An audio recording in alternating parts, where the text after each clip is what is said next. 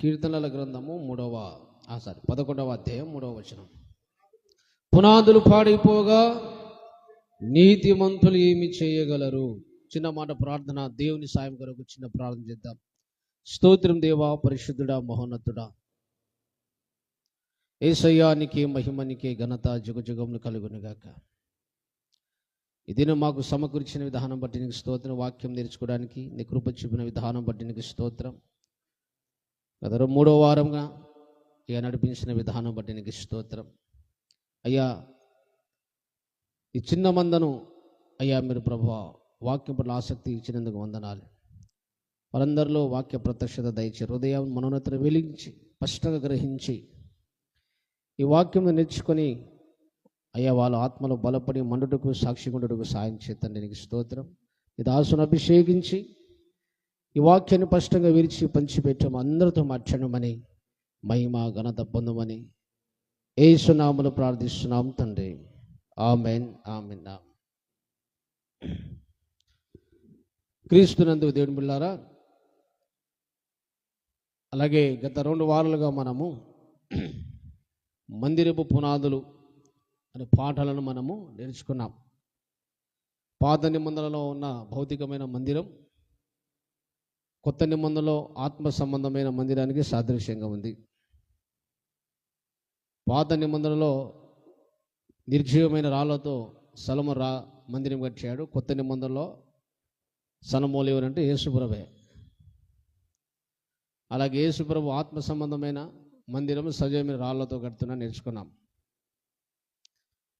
కాబట్టి పాత నిబంధనలో మందిరానికి పనివారుగా ఉన్నారు. కొత్త నిబంధనలో కూడా యేసుప్రభు కూడా తన మందిరానికి పనివారుగా నియమించాడు.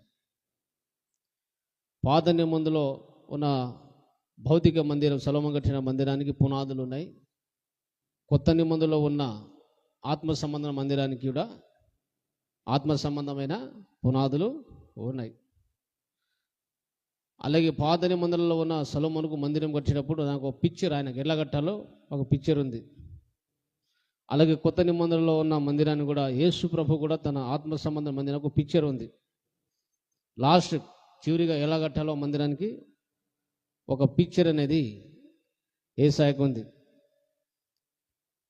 కాబట్టి పాత నిబంధనలో ఉన్న అలాగే ఏదైతే మందిరం ఉందో అది కొత్త నిబంధనలో ఉన్న సంఘం. మందిరం అనగా సంఘం అని మనం నిర్వచనం చెప్పుకున్నాం. మందిరం అంటే దేవుని సంఘం. మననే దేవుడు కడతారు, మనమే మందిరంగా దేవుని మందిరం కట్టబడుతున్నాం నేర్చుకున్నాం. కాబట్టి కొత్త నిబంధన మందిరానికి సొలొమోనుకు ఒక ఈ మందిరం ఎలా కట్టాలో ముందు ప్లాన్ ఉంది. లాస్ట్ అంతిమంగా కంప్లీట్ ఎలా చేయాలో దానికి ఒక అవగాహన పిక్చర్ ఉంది. అలాగే కొత్త నిబంధనలు తన సంఘమును లాస్ట్గా ఎలా కట్టాలంటే క్రీస్తు సారూప్యంలోకి రావాలి మనం లాస్ట్ అని పోయిన వారంలో చెప్పుకున్నాం. ఏ రావాలో చెప్పాలి, లాస్ట్ ఎలా కావాలి మనము. ఇప్పుడు ఒక ఇల్లు కట్టిన తర్వాత లాస్ట్ ఒక పిక్చర్ ఉంటుంది మనకు కంప్లీట్ అయినప్పుడు. కాబట్టి దేవుని మందిరం, దేవుని సంఘము, యేసుప్రభు కట్టబోతున్న ఈ ఆత్మ సంబంధమైన ఈ మందిరానికి దేవుని పిక్చర్ ఏమిటంటే మొత్తం యేసుప్రభులాగా ప్రతి విశ్వాసి మారాలి. యేసులో ఒక సారూప్యం రావాలి, ఆయన స్వభావం రావాలి, ఆయన గుణలక్షణం రావాలి. అప్పుడు ఆ మందిరం కట్టడము కంప్లీట్ అయినట్టు. దేనికి మహిమ కలుగునుగా. హల్లెలూయా. కాబట్టి అంతవరకు మనము షార్ట్కట్గా మరలా మీకు కొంచెం అవగాహన కొరకు కంటిన్యూ పోవాలి. కాబట్టి మన పాదయం కొంచెం అలా జ్ఞాపకం చేశాను. అయితే ఇక్కడ మనం చదువుకున్న లేఖన పునాదులు పాడైపోగా పునాదులు నీతిమంతులు ఏం చేయగలరు? జాగ్రత్త వాక్యం ధ్యానించాలి. ఇప్పుడు పునాదులేమో ఇంటికి వేస్తాం. ఏం చేస్తాము? పునాదులేమో ఇంటికి వేస్తాం మనం. ఆ పునాదులు మనం పాడైపోతే నీతిమంతులకి ఏం అవసరం? ఆలోచించాలి మనం. ఈ పునాదులు ఇంటికి వేస్తారు. అది భక్తిహీనులైనా నీతిమంతులు అవసరం లేదు కదా ఇంటికి. ఎవరైనా చేస్తారు, భక్తిహీనుడు చేస్తాడు, నీతిమంతుడు అందరు ఇంటికి పునాది చేస్తారు. ఆ పునాది పాడైపోతే భక్తిహీనుడు కూడా ఏం చేయలేడు, నీతిమంతులు కూడా ఏం చేయలేడు. కానీ ఇక్కడ ప్రత్యేక నీతిమంతులు ఏం చేయగలడు అన్నాడు. అంటే ఈ భౌతికమైన పునాదుల గురించి వాక్యం మాట్లాడడము లేదు. ఒకవేళ భౌతికమైన ప్రపంచంలో మనం చూస్తే ప్రతి ఇంటికి భక్తిహీనుడైనా నీతిమంతుడైనా వాడు ఎవరైనా సరే పునాదులు పాడైపోతే ఎవరేమీ చేయలేరు. కానీ పునాదులు పాడైపోతే నీతిమంతులు ఏం చేయగలని అంటున్నాడు. అంటే ఈ పునాదులు ఆత్మ సంబంధమైన పునాది గురించి ఈ వచనం మాట్లాడుతుంది. భౌతికమైన పునాది గురించి కాదు. ఆత్మ సంబంధమైన పునాదులు పాడైపోతే నీతిమంతులు ఏం చేయగలరు? ఫస్ట్ మనము నీతిమంతులు అంటే ఎవరు? ఈ లోకరీతిక నీతిమంతులు వేరు, బైబిల్లో ఉన్న నీతిమంతులు వేరు. బైబిల్ ప్రకారము, లేఖన ప్రకారము మనం ఈ 66 గ్రంథాలను మనము పరిశోధిస్తే నీతిమంతులు ఎవరు అని మనం గమనించినప్పుడు రోమపత్రికలో ఒకసారి మనము చెబుతున్నాడు. రోమిలకు రాసిన పత్రిక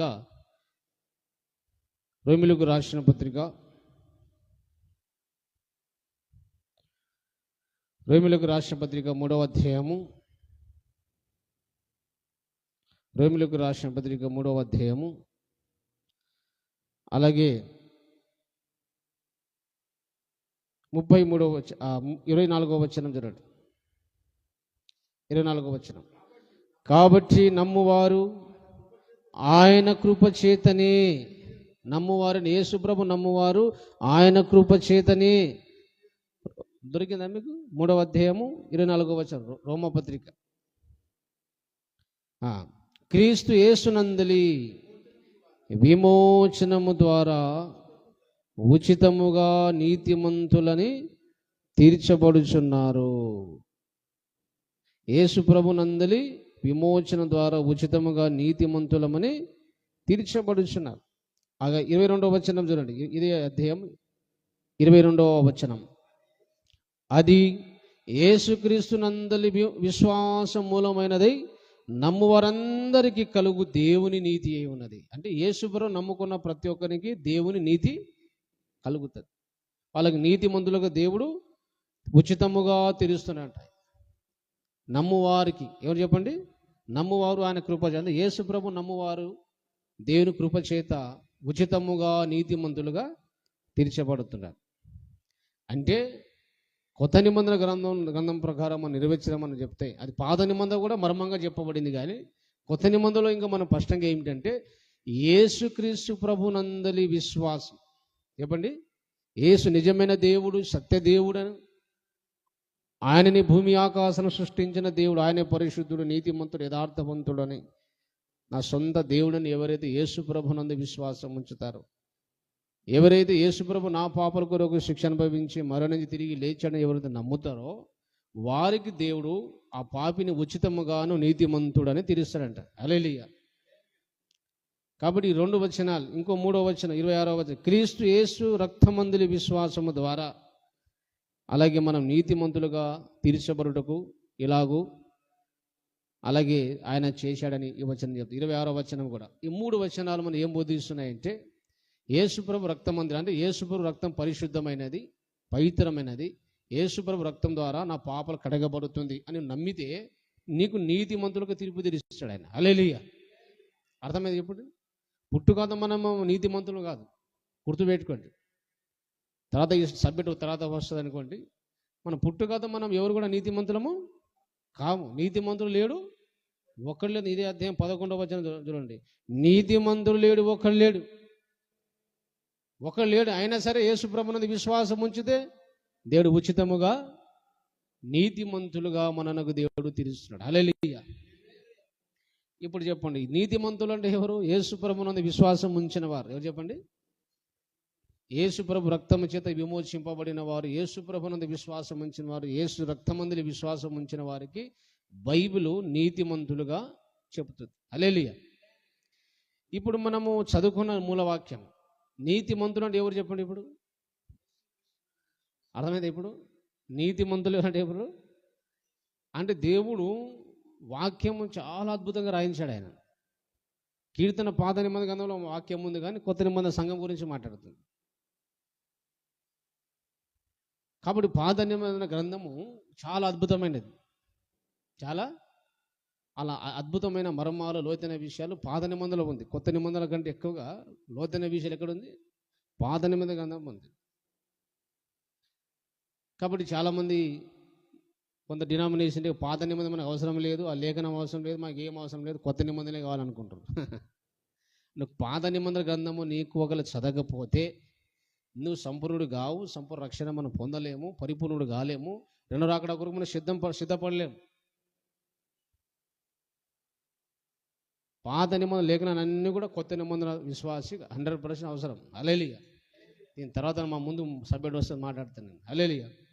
కాబట్టి ఇక్కడ చూడండి, ఇప్పుడు నీతిమంతులు అంటే ఏమని చెప్పండి. అక్కడ యేసు ప్రభు నమ్ముకున్న వారు ఎవరు చెప్పండి? నీతిమంతులు. ఆ నీతిమంతులు ఏముంది? పునాదులు ఉన్నాయంట. ఏమున్నాయి చెప్పండి? ఆ నీతిమంతులకు ఏమున్నాయి? పునాదులు ఉన్నాయి. హల్లెలూయా. కాబట్టి ఆ నీతిమంతులకు ఉన్న పునాది పాడైపోతే ఏం చేయగలని అంటున్నాడు. అంటే ఆ నీతిమంతులు కొన్ని పునాదులు ఉన్నాయి. పునాది అని చెప్పిండా, పునాదులు బహువచనం చెప్పిండా? అక్కడ చదవాలి, చదివి చెప్పాలి. అది కూడా చాలా ఇంపార్టెంట్. బహువచనం ఉందా, ఏకవచనం ఉందా? పునాదులు ఏమని చెప్పండి? లేదా పునాది ఉందా? బహువచనం అంటే అక్కడ చాలా ఉన్నాయని మాట, ఒకటి కంటే ఎక్కువ ఉన్నాయని అర్థం. హల్లెలూయా. పునాది అంటే ఒకటే, కానీ పునాదులు అంటే కొన్ని పునాదు రాళ్ళు ఉన్నాయి. ఇప్పుడు మందిరం కట్టాలంటే ఒకే రాయి ఉంటుంది కదా, చాలా రాళ్ళు ఉంటాయి. అలాగే యేసు ప్రభు కట్టుతున్న మందిరం ఆత్మ సంబంధమైన మందిరం. ఆ సంఘం అనే మందిరానికి పునాదులు దేవుడు ఏర్పరిచాడు. హల్లెలూయా. మన పాత నిబంధనలో మనం 2వ దినవృత్తాంతం 3వ అధ్యాయం 3వ వచనం చదువుకున్నాం. అలాగే సొలొమోను దేవుని మందిరమునకు పునాదులు ఏర్పరిచాను అని రాయబడింది. ఏమని చెప్పండి? కొత్త నిబంధనలో ఉన్న సొలొమోను అంటే సమాధానకర్త. యేసుక్రీస్తు ప్రభు కూడా కొత్త నిబంధనలో ఉన్న తన సంఘం అనే మందిరానికి ఏం చెప్పండి? మందిరం అంటే ఈ రాళ్ళతో కట్టిన మందిరం కాదు, సంఘమే దేవుని మందిరం అంటుడు దేవుడు. అర్థమైందా? మన వాక్యం ద్వారా కట్టబడి 2-3 ఇక్కడ కూడి ఉంటే అదే సంఘం, అదే దేవుని మందిరం. హల్లెలూయా. రాళ్లతో కట్టిన మందిరంలో దేవునికి ఇంట్రెస్ట్ లేదు, దేవునికి ఇష్టమైనది కాదు. అది మరి రాళ్ళు, రప్పలు, గాలి, వాన, ఎండ తగలకుండా ప్రశాంత ఆరాధించుకోవడానికి అవి కడుతున్నా తప్ప ఎంత అందం కట్టినా అందులో దేవుడు బంగారంతో కట్టిన దేవుడు ఉండడు. మనమే దేవుని ఆలయము, దేవుని సమాజమే, సంఘమే దేవుని మందిరం. వారి మధ్య నివసిస్తాడు ఆయన. సత్యంతో ఆత్మ ఎక్కడ ఆరాధిస్తారో ఆ నామంలో ఎవరు ఎంతమంది కూడుకుంటారో, అది చెట్టు కింద అయినా సరే, ఇంట్లోనే సరే, పెద్ద మందిరంలోనే సరే, డిఫరెంట్ ఏం లేదు దేవునికి. కాబట్టి అందులో దేవుడు నివసిస్తాడు. హల్లెలూయా. కాబట్టి దేవుడు ఈ నీతిమంతుడు తన యందు విశ్వాసం ఉంచిన ఆ విశ్వాసులు కొన్ని పునాదులు ఉన్నాయి. ఏం చెప్పండి? పునాదులు ఉన్నాయి అంట. ఆ పునాదులు ఏమిటంటే ఎఫెసీయులకు రాసిన పత్రిక, ఆ పునాదులు ఏమిటి? పాత నిబంధనలో ఉన్న భౌతిక మందిరానికి పునాదులు ఉన్నాయి, కొత్త నిబంధనలో ఉన్న తన సంఘమనే మందిరానికి కూడా పునాదులు ఉన్నాయంట. ఈ వాక్యం అర్థం చేసుకోవాలి. ఎఫెసీయులకు రాసిన పత్రిక 2వ అధ్యాయము, మొదటి కొరింథీయులకు రాసిన మొదటి కొరింథీయులకు రాసిన చదవండి ఫస్ట్. మొదటి కొరింథీయులకు రాసిన పత్రిక 3వ అధ్యాయము 11వ వచనం చూడండి. వేయబడినది తప్ప మరి ఒక పునాది ఎవడును వేయనేరడు, ఈ పునాది యేసుక్రీస్తే. ఏం చెప్పండి? చాలా ఇంపార్టెంట్ ధ్యానిస్తున్నాం మనం. ఈ పునాది ఏది చెప్పండి? అంటే ఈ నీతిమంతులు యేసు ప్రభును విశ్వాసం ఉంచిన వారికి పునాది ఎవరు? యేసు ప్రభువే. హల్లెలూయా. అయితే ఈ బైబిల్లో ఇంకో చోట్ల కాదనే ఉంటుంది. అప్పుడు కన్ఫ్యూజ్ అయిపోతారు. ఏమైపోతారు? కన్ఫ్యూజ్ అయిపోతారు. కాబట్టి బైబిల్ అర్థం కావాలంటే బైబిల్లో కొన్ని వ్యాఖ్యాన సూత్రాలు, కొన్ని బైబిల్ వ్యాఖ్యాన సూత్రాలు ఉన్నాయి కనుక వాటిని మనం అర్థం చేస్తాం. అది బైబిల్ ట్రైనింగ్ మినిమం థియాలజీ చేసిన వాళ్ళందరికీ మినిమం అవగాహన ఉంటుంది. హల్లెలూయా. ఆ సూత్రాలు ఇంపార్టెంట్. బైబిల్ ట్రైనింగ్లో, బైబిల్ కాలేజీలలో ఆ సూత్రాలు కంపల్సరీ నేర్పిస్తారు. అయితే అందులో ఒక సూత్రం, అవసరం బట్టి కొన్ని సూత్రాలు మధ్యలో చెప్తూ ఉంటాను. అవసరం బట్టి కొన్ని సూత్రాలు ఉన్నాయి బైబిల్లో. అందులో ఒక సూత్రం ఏమిటంటే యెషయా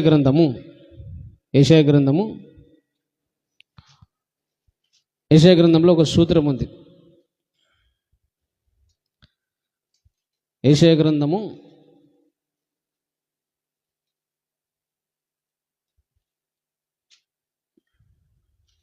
28వ అధ్యాయం 13వ వచనం చివరి లైన్ చదువుదాం. చివరి 2 లైన్లు చదువుదాం. చాలా పెద్ద వచనం కలిసినవి. 13వ వచనం చదువుదాం. యెషయా గ్రంథం 28వ అధ్యాయము.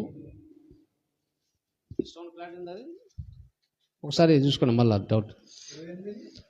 13వ వచనం మొత్తం మన అవసరం లేదు, లాస్ట్లో 2 లైన్ చదువుదాం. సూత్రం వెంబడి సూత్రం, 28వ అధ్యాయము 13వ వచనము చివరి 2 లైన్ చదువుదాం. సూత్రం వెంబడి సూత్రము, సూత్రం వెంబడి సూత్రము, కొంత ఇచ్చట కొంత అచ్చట యెహోవా వాక్యము వచ్చును.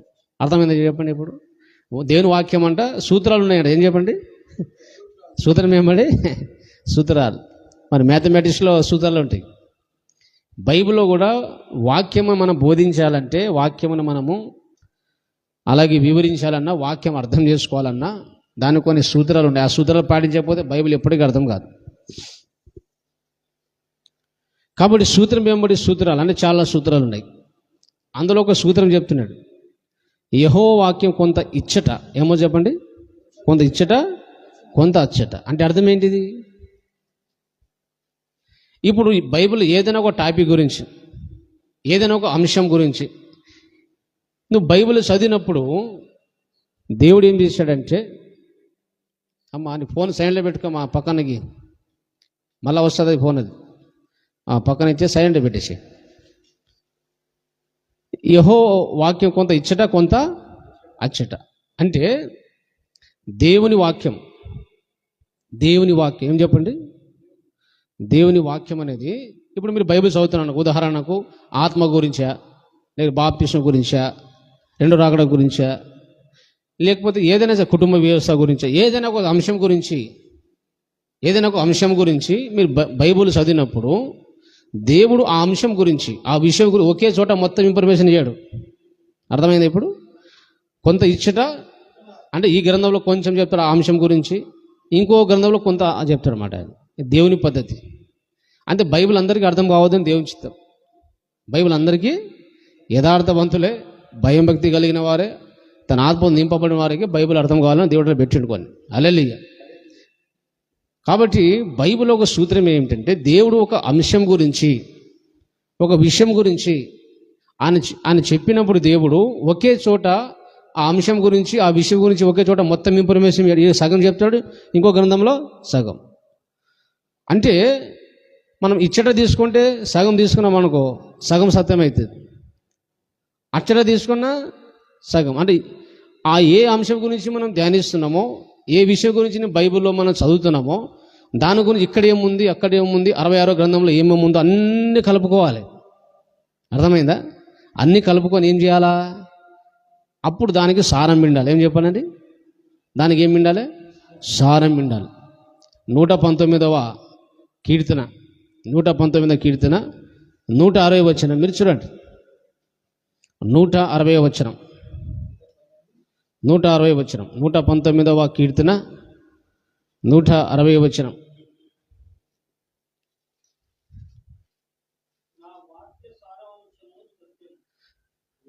నీ వాక్య సారాంశము దేనికి స్తోత్రం. హల్లెలూయా.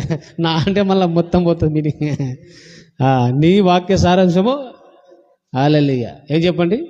ఇప్పుడు చెప్పండి, వాక్యం ఒక సారాంశము అంటే బైబిల్ మనం చదివేటప్పుడు ఒక అంశము లేదా ఒక విషయాన్ని మనం ధ్యానించేటప్పుడు కొంత ఇచ్చట కొంత అచ్చట రాయిస్తాడు దేవుడు. ఈ 2 విషయాలన్నీ కూడా అచ్చట ఇచ్చట ఏమేమి రాయిస్తాడో అన్నీ కలిపి దానికి సారం పిండితేనే అది సత్యం. ఏం చెప్పండి? దాని సారం పిండితేనే సత్యం. ఇచ్చట తీసుకున్నాం అనుకో, అది సగం సత్యం అయితే. ఏం చెప్పండి? అచ్చట తీసుకున్నా ఇచ్చట తీసుకోకపోతే సగం సత్యం అవుతుంది. నేను మంచి ఉదాహరణ ఒక ఎగ్జాంపుల్ చెప్తాను మంచిగా. మేము మహారాష్ట్రకు పోయినప్పుడు పరిచర్యకు, మధ్యప్రదేశ్ పోయినప్పుడు ఇందూర్ అనే సిటీకి వెళ్ళాం. అది వెళ్ళినప్పుడు ఒక పాస్టమ్మ, ఆమె నా చర్చి నడిపిస్తుంది, పరిచయం చేసుకుని ఇంట్లో ఉన్నాము. వాళ్ళ అల్లుడు టీచర్ ఉన్నాడు. ఆయన ఏదో స్టూడెంట్ ఏదో మినిస్ట్రీ ఉంది ఒకటి, అది ఇక్కడ నా పేరుని గుర్తు వస్తుంది. అది స్టూడెంట్ ఫెడరేషన్ సంథింగ్ ఏదో ఉంది. అది ఇవాంజికల్ స్టూడెంట్ అంటే స్టూడెంట్ మధ్యన పరిచయం చేస్తారు వాళ్ళు. అందులో ఈయన ఉన్నాడు. బాప్తిసం తీసుకున్నారంటే మీ అల్లుడు అది అంటే నన్ను అలవాటు ఏంటంటే ఫస్ట్ ఎవరు అడిగినా రక్షణ పొందినవా, భాష పొందినవా, ఫస్ట్ అది అడుగుతుంది అని. అని అడిగినాక వాళ్ళు ఎంతమంది కూతురు అంటే 2 అన్నారు. అల్లుడు మరి దేవుని నమ్ముకున్నారు అన్నారు. బాప్తిసం తీసుకున్నారా అంటే ఆయన అస్సలు తీసుకుంటాడు సార్ అంటుండే అన్నది వాళ్ళ అత్తమ్మ. ఎందుకు అమ్మా అంటే వాడు ఎందుకు అసలు బాప్తిసం అవసరం లేదంటున్నాను అన్నదాన్ని. సరే ఎప్పుడు వస్తారంటే సాయంత్రం వస్తారు. మేము కూడా రొట్టెలు తిని భోజనం చేసి మంచి మర్యాద చేసి పాపం వాళ్ళు మర్చిపోలేను నేను. సాయంత్రం వచ్చిన తర్వాత నేను 2 సేవకుడు సురేష్ పాస్టర్ గారు ఉన్నాడు, ఆయన 2 ఉన్నాం. రక్షణ పొందినా అంటే పొందినన్నాడు. రక్షణ పొందినా అంటే పొందినన్నాడు. ఎప్పుడు పొందినావు అంటే బాప్తిసం ఎప్పుడు తీసుకున్నావు అంటే లేదన్నాడు. ఏమన్నాడు? రక్షణ పొందినావు అంటే రక్షణ పొందినామన్నాడు. బాప్తిసం ఎప్పుడు తీసుకుని ఎన్ని సంవత్సరాలు అయిందని చెప్తే లేదన్నాడు. అదేం బ్రదర్ బాప్తిసం తీసుకుంటే ఇట్లా రక్షణ పొందారా అని అడిగితే ఆయన ఏమన్నాడు తెలుసా? హిందీలో అన్నాడు ఆయన, నేను దేవుని విశ్వాసం ఉంచేవాడు నిత్య జీవం గలవాడు. విశ్వాసం ఉంచి నన్ను రక్షణ వచ్చేసింది, బాప్తిసం రక్షణకి ఏం సంబంధం అన్నాడు ఆయన.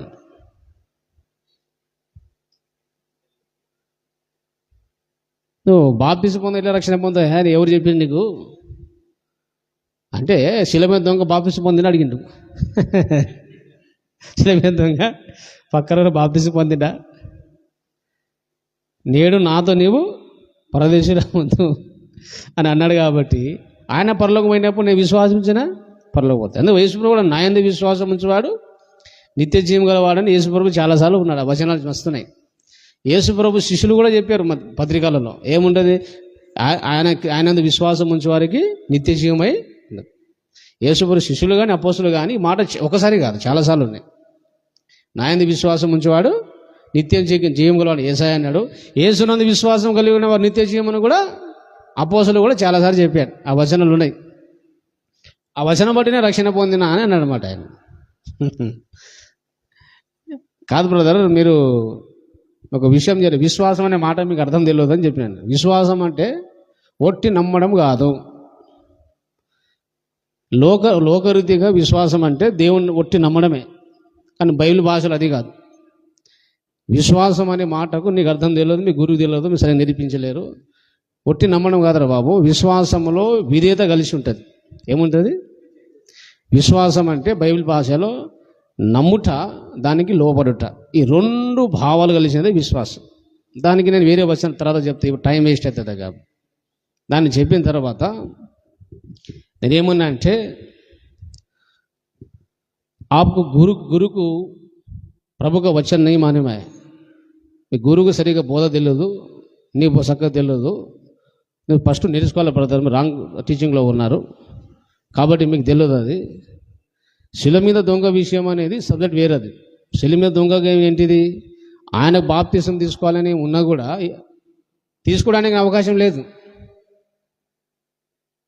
శిల మీద దొంగ గురించి నువ్వు మాట్లాడుతారు కదా,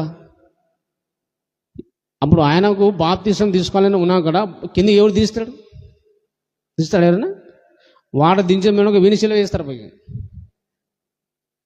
వాని పక్షం గారు పోయినానుకో వానికే యేసు శిష్యులు ఎందుకు పారిపోయారు? మా కూడా శిలువ వేసి చంపుతారని పారిపోయారు, దూరం ఉన్నారు అందరూ. అర్థమైందా? ఆయనకు బాప్తిసం తీసుకోవాలని ఆశ ఉన్నా ఆయన తీసుకోవడానికి అవకాశం లేదు. ఒకవేళ ఆయన అవకాశం తీసుకుంటానని ఒకవేళ తీసినా కూడా ఆయన ఇచ్చేటోళ్ళు కూడా ఎవరు ఉన్నారా? భయపడి అందరూ గడగడ వణుకుతున్నారు అందరూ.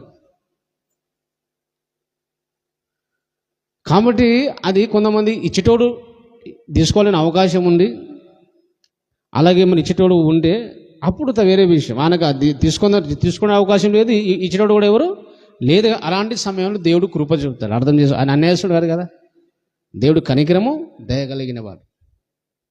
కాబట్టి నీకు బాప్తిసం తీసుకోవడానికి నీ కాలు చేతితో మంచికి వేసారు కదా, శిల అయితే వేయలేరు కదా, నీ శిల మీద లేవు కదా, శిల కింద ఉన్న దొంగనే కదా. కాబట్టి ఇచ్చేటోళ్ళు ఉన్నారు కదా, నీళ్ళు ఉన్నాయి కదా, టైం ఉంది కదా, నీ కాలు చేతి మంచి పని చేసినా కదా, తీసుకోదు కదా బద, ఆయనకు నీకు సంబంధము. బాప్తిసం అనేది రక్షణకు చాలా కంపల్సరీ. చెప్పండి, కంపల్సరీ. దానికి ఏం చెప్పిన అంటే నేను కొత్త నిబంధన కాదు, రక్షణ పొందాలని రక్షణ పొందాలంటే బాప్తిసం తప్పనిసరి అని బైబిల్ పాత నిబంధనలు 7 సార్లు చెప్పాడు. 7 సాదృశ్యాలు ఉన్నాయి. ఏం సాదృశ్యాలు? 7 సార్లు చెప్పాడు దేవుడు. ఆ 7లో ఒకటి చెప్పిన ఆయనకు నేను. రక్షణ పొందాలంటే బాప్తిసం కంపల్సరీ బైబిల్ పాత ఎన్నిసార్లు ఉన్నాయి? 7 సార్లు ఉన్నాయి. ఒకసారి కాదు. పాతని కూడా ఉన్నదా అన్నాడు ఆయన. ఉన్నదరా బాబు, ఒకసారి 1 కొరింథీయులకు రాసిన పత్రిక చదవని చెప్పిన నేను. 1 కొరింథీయులకు రాసిన పత్రిక 1 కొరింథీయులకు రాసిన పత్రిక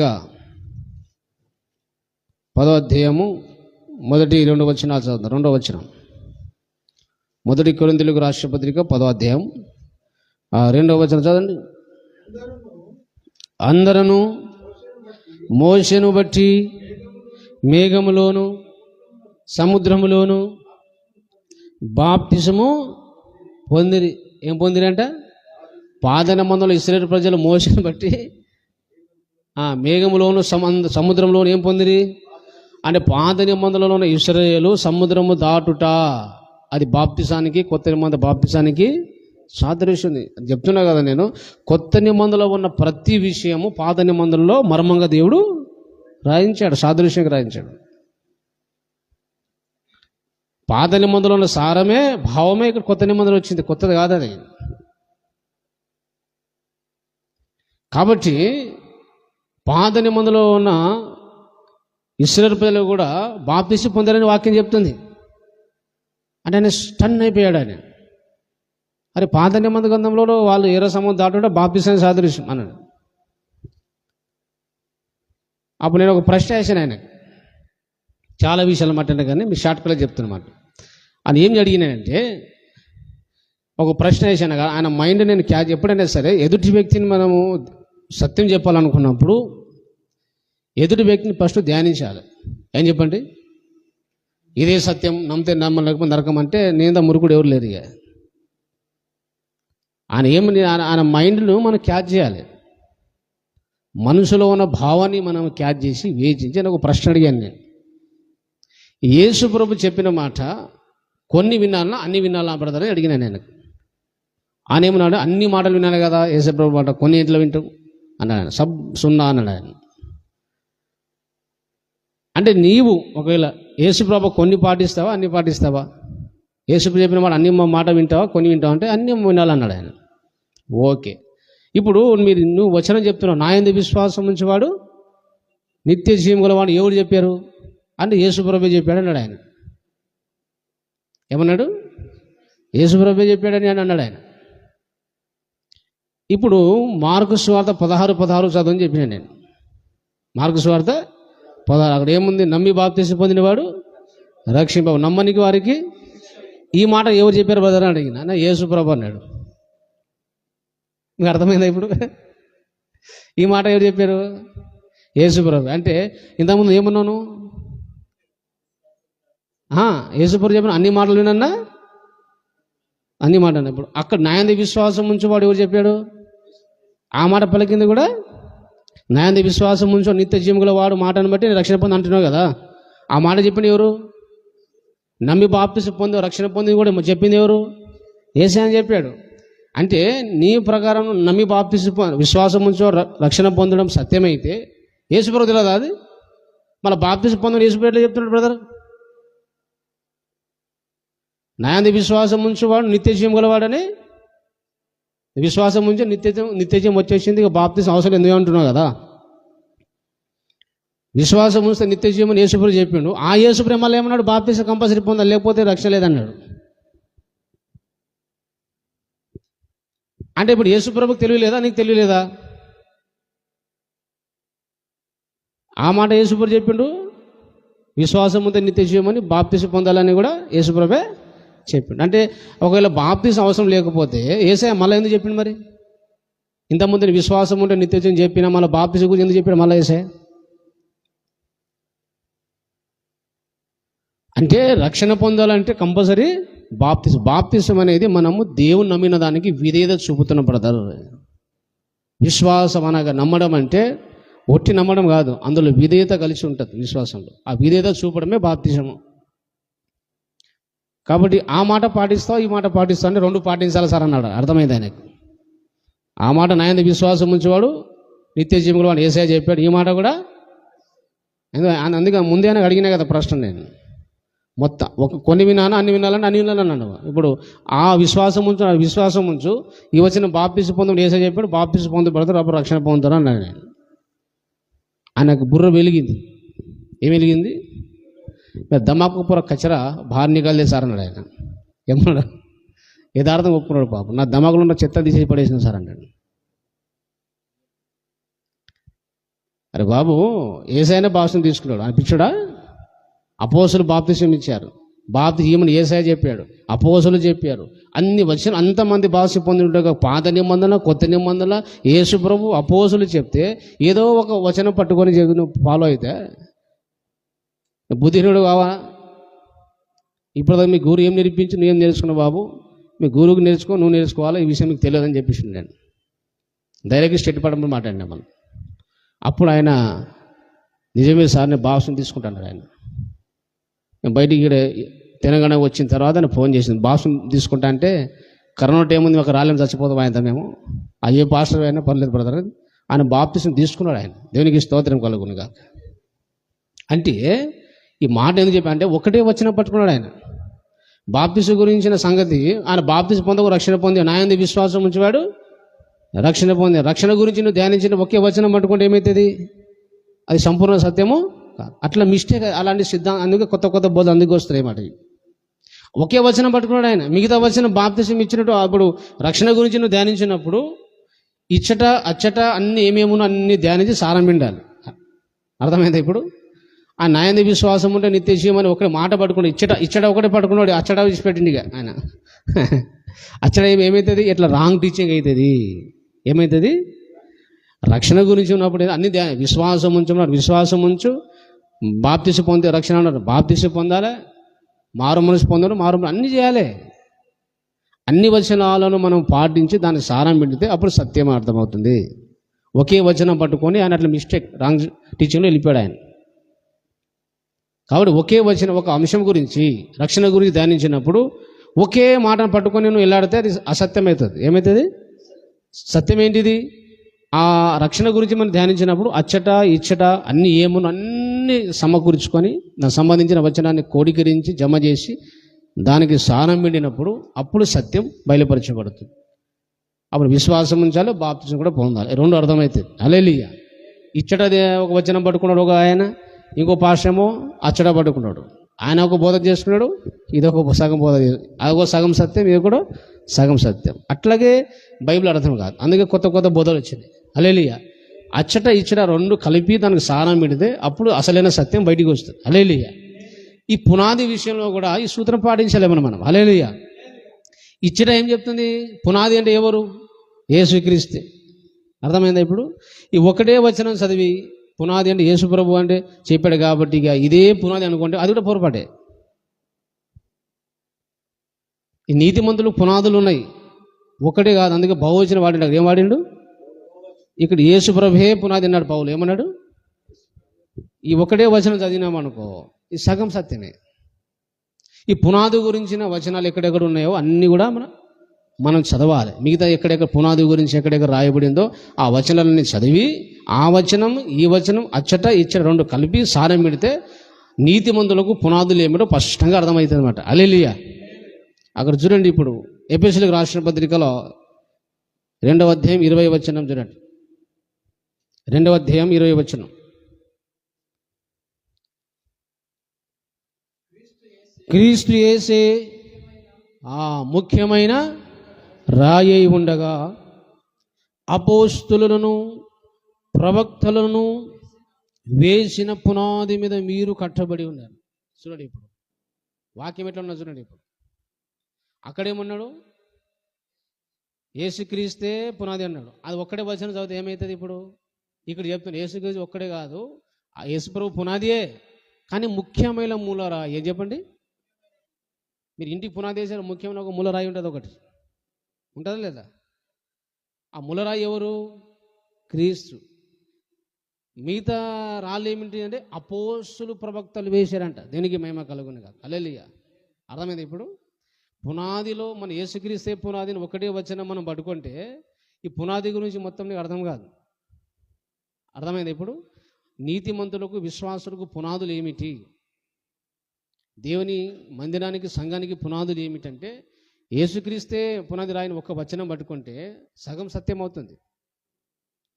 పునాది గురించి ఇంకో వచనంలో ధ్యానించి ఏం చెప్తుంది? యేసుక్రీస్తు ముఖ్యమైన రాయి అన్నాడు. ఏం చెప్పండి? యేసుప్రభు మాత్రమే పునాది కాదు. పునాది రాళ్ళలో ముఖ్యమైన రాయి ఏది? మూల రాయి ఎవరు?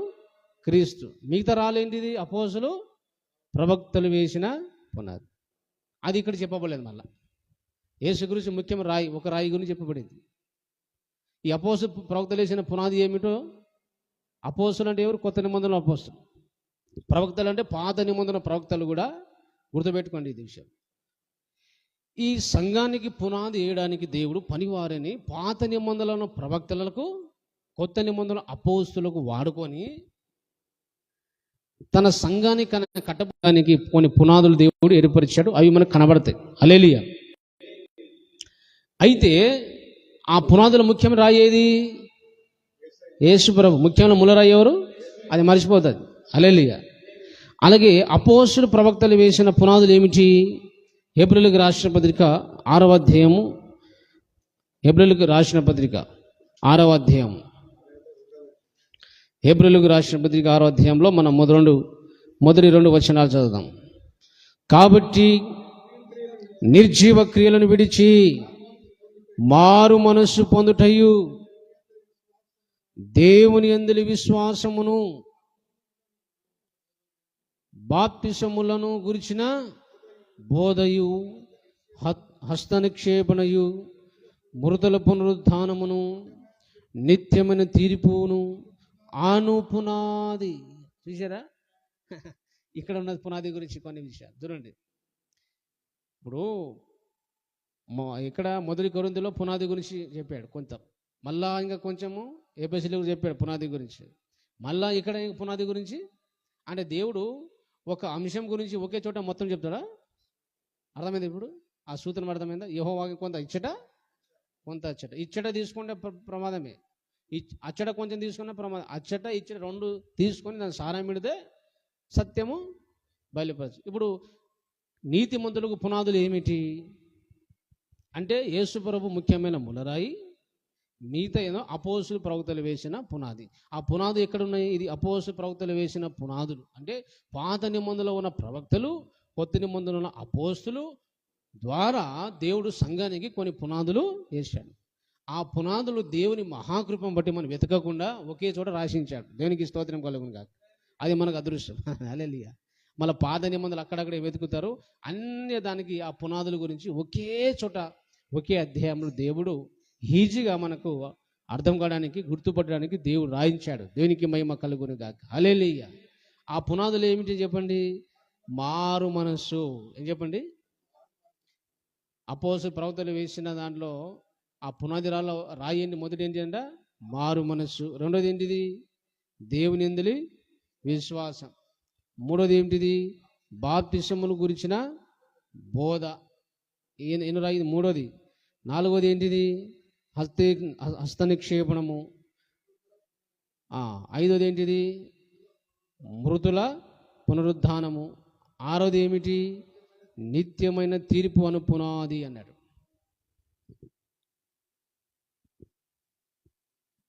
అంటే అపోస్తులు ప్రవక్తలు వేసిన పునాదులు ఏమిటిది? ఇక్కడ ఉన్నాయి.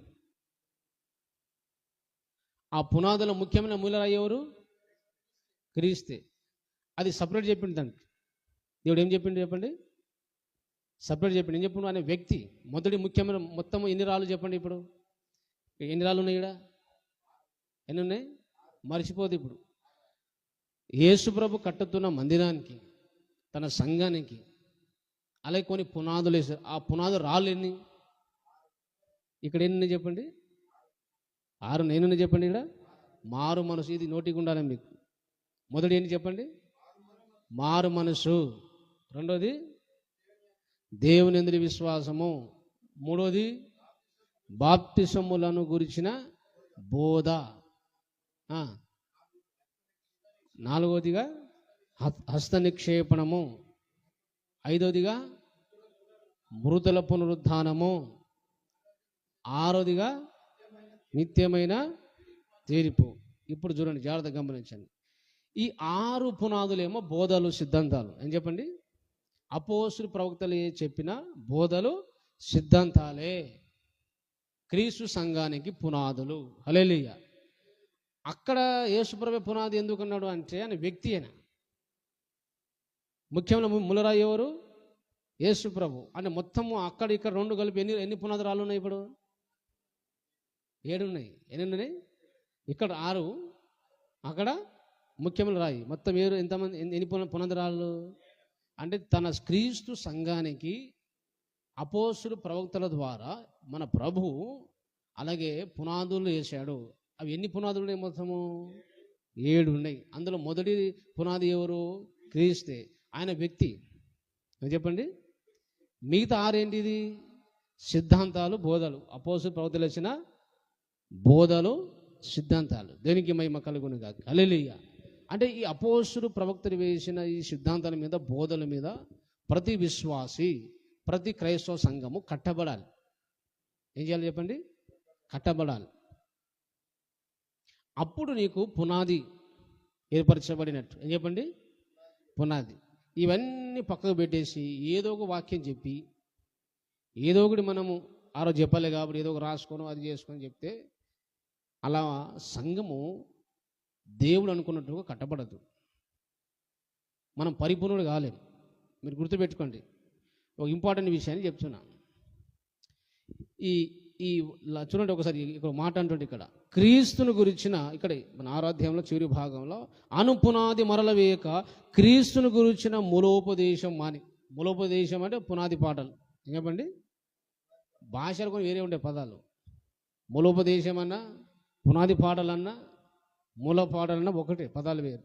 ఈ క్రీస్తుని గురించిన మూలోపదేశం అంటే పైన చెప్పబడినాయి. ఆ పునాదులు లేదా మూలోపదేశము మాని అంటే నేర్చుకొని మాని సంపూర్ణమగుటకు సాగిపోదుము. ఏం చెప్పండి? ఇప్పుడు మందిరం యొక్క గురి ఏంటి? లాస్ట్కు మనందరం సంపూర్ణం కావాలి. ఏం కావాలి చెప్పండి? సంపూర్ణుడు కావాలి. ఈ మాట ఎప్పుడు మర్చిపోదు, చదివిపండి.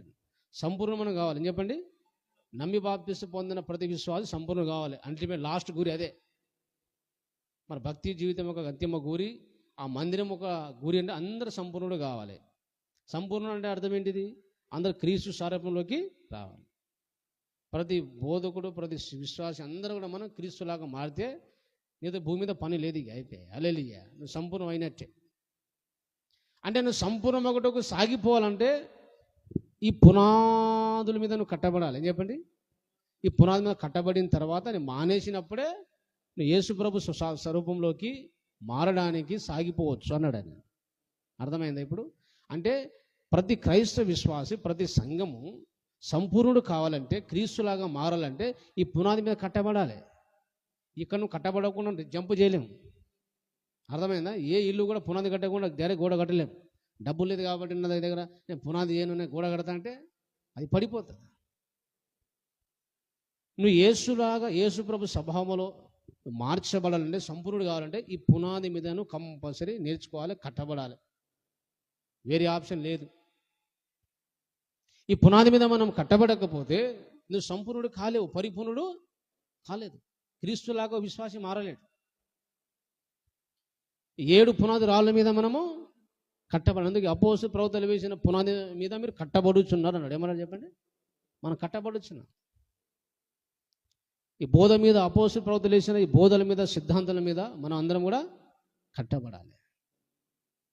ఈ పునాదులు 7 ఎన్ని చెప్పండి? ఇదే పునాది మీద కట్టబడాలి కానీ కొత్తగా ఎవరు చేస్తే నమ్మొద్దు. అర్థమైందా? ఈ అపోస్తలులు, ప్రవక్తలు ఏదైతే చెప్పారో అదే పునాది మీద మనం కట్టబడరు తప్ప ఇంకోటి వచ్చి నాకు కొత్తగా నాకు బయలుపరిచిన దేవుడు అని చెప్పేసి ఇంకా కొత్త కొత్త బోధలు చేసి ఆ పునాది మీద అని చెప్తే మనం నమ్మొద్దు. ఎందుకంటే అక్కడ చూడండి, 1 కొరింథీయులకు రాసిన పత్రికలో చాలా స్పష్టంగా చెప్పాడు. ఇది చాలా ఇంపార్టెంట్ విషయం. ఇది అపోస్తలులు, ప్రవక్తలు వేసిన పునాది మీద మాత్రమే, ఆ బోధల మీద, సిద్ధాంతాల మీద మాత్రమే ఒక విశ్వాసి, ఒక సంఘము, దేవుని ఆత్మ సంబంధ మందిరము కట్టబడాలి. దేవునికి మహిమ కలుగునుగా. హల్లెలూయా. ఒకసారి మీరు చూడండి 3వ అధ్యాయం, 1 కొరింథీ 3వ అధ్యాయము 11వ వచనం చూడండి.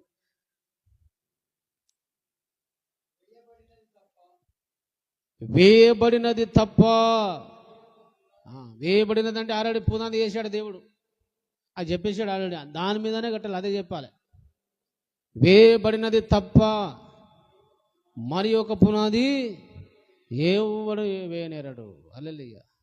అంటే అపోస్తలుల ప్రవక్తల ద్వారా, వాళ్ళ బోధల ద్వారా కొన్ని సిద్ధాంతాలు, కొన్ని బోధలు దేవుడు ఆ పునాది వేశాడు. వేయబడిన తప్ప ఇంకో పునాది ఏది, అదే బోధ చేయాలి, అదే పునాది మీద కట్టబడాలి. హల్లెలూయా. ఇప్పుడు క్రైస్తవ సంఘము అపోస్తలుల ప్రవక్తలు వేసిన బోధల మీద, సిద్ధాంతాల మీద లేనే లేదు. ఈ క్రమమే లేదు. ఇప్పుడు చూడండి, మీరు ఈ పెద్ద పెద్ద సంస్థలు అంతా ఉల్టా పుల్టా ఉన్న క్రమం ఏమని చెప్పండి. ఇది న్యూ అపోస్తలిక్ అనే డినామినేషన్ నారాయణఖేడ్ పోయినప్పుడు ఆ ఊర్లోనే బల్ల తీసుకోవాలి ప్రతి ఆదివారం అని చెప్తే వాళ్ళు ఏమన్నారంటే, మా బిషప్ అయ్య గారు వచ్చారు నెల ఒకసారి, ఆయన మా పాపలు క్షమిస్తే తప్ప మీరు బల్ల తీసుకోవడానికి వీల్లేదన్నారు. ఆయన వస్తారంట నీళ్ళు ట్యాంక్ వేసుకొని, నెలకు ఒకసారి వస్తున్నాడు న్యూ అపోస్తలిక్ చర్చిలో. మళ్ళీ దూరం కొత్త అపోస్తలుడు పెట్టుకున్నాడు. మళ్ళీ కొత్త అపోస్తలుడు కాదు, ఆ పాత అపోస్తలుడు వేయబడిన పునాది తప్ప ఇంకో పునాది, వేరొక పునాది వేయద్దు. కొత్త అపోస్తలుడు ఇంకే కొత్త అపోస్తలుడు, పాత అపోస్తలుల మీదనే మనము, అపోస్తలుల ప్రవక్తలు వేసిన పునాది మీద మనం కట్టబడి ఉన్నాను చెప్ప, వేయబడిన తప్ప ఇంకో పునాది.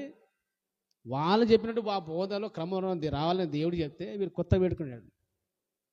అదేంటంటే, మీ పాపములు క్షమింపబడును గాక అని ఆయన బిషప్ వచ్చి చెప్తే, అప్పుడు వాళ్ళ పాపం క్షమించబడితే ఆయన వచ్చి బల్ల వేసి అప్పుడు తీసుకుంటాడు బిల్లు.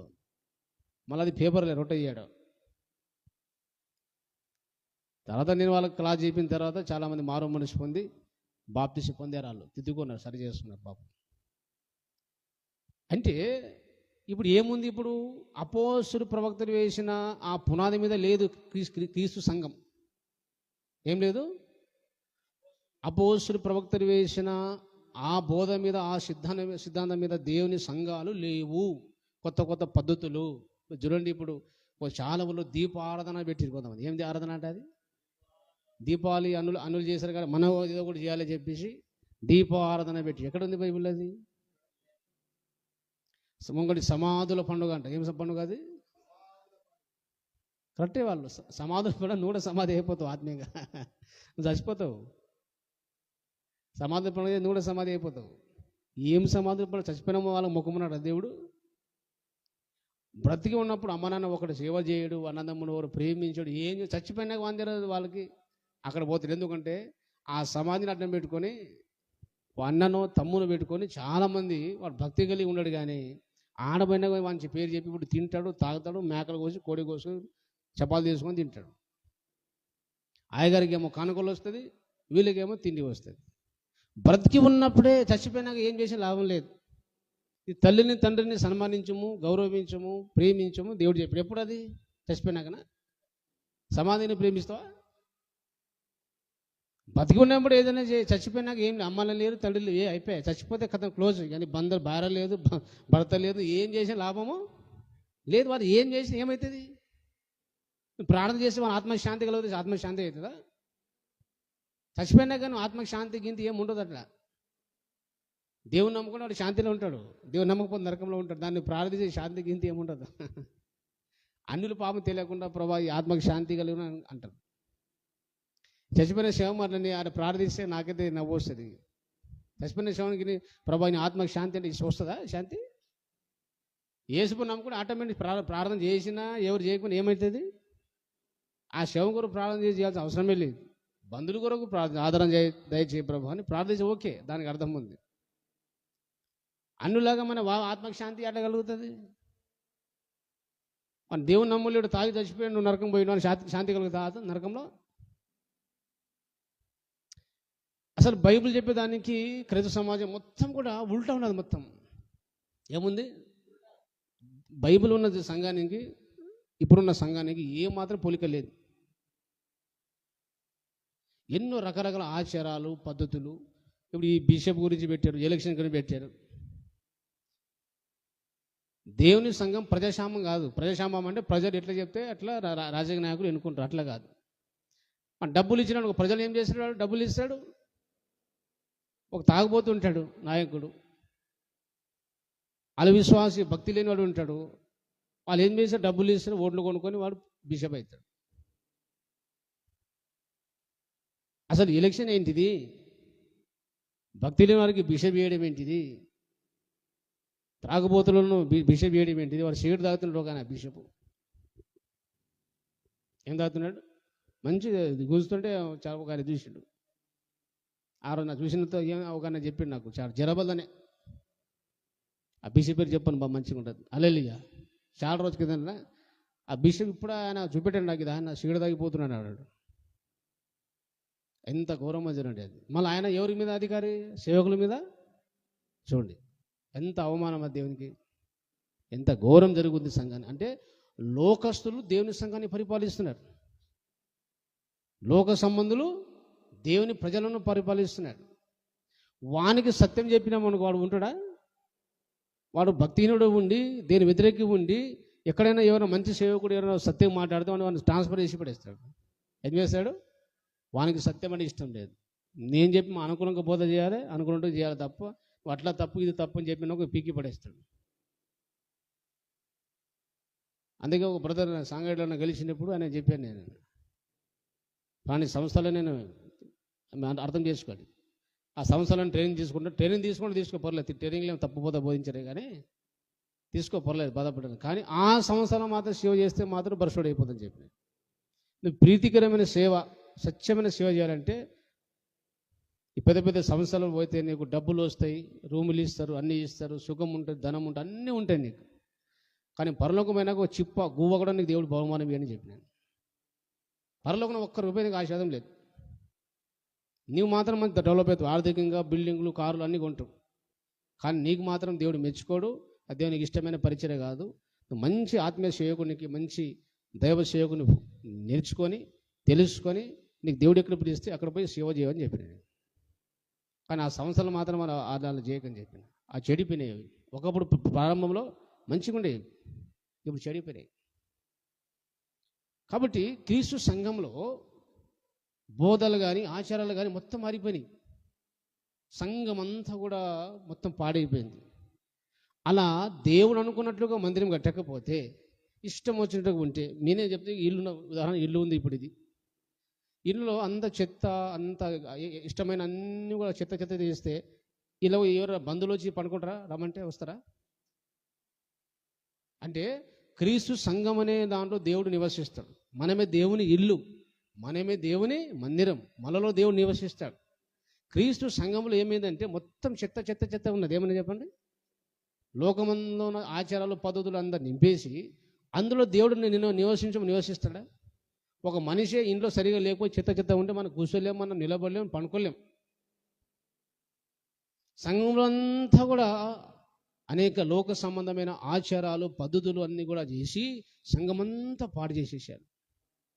అలా పాడు చేసి దేవుడు వచ్చి నివసిస్తాడా? దేవుని మహిమ సంఘంలో ఉందా? దేవుని ప్రభావం ఉందా? అది ఎంత బాధాకర విషయం మీరు ఆలోచన చేయండి. అందుకే నేను చాలా ఇంతమంది అన్నారు, తమ్ముడు మీరు నాకు 100 మంది అవసరం లేదు, ఈ 5-6 మంది 10 మంది అయినా సరే కరెక్ట్గా వాక్యం నేర్చుకొని మీరు అందరూ కూడా గట్టిగా బయట ప్రకటిస్తే చాలు, అదే మా గొప్ప సంతోషం చెప్పిన. హల్లెలూయా. సత్యం అంటే అంతమంది రారు, చాలా మంది చెప్తే రారు. ఈయన చెప్తే నేను వినన్నా అంటాడు. ఏమంటాడు? ఈయన చెప్తే నేను వినన్నా, అహము గర్భం అన్నీ ఉన్నాయి, చెప్తే రారు, వినరు.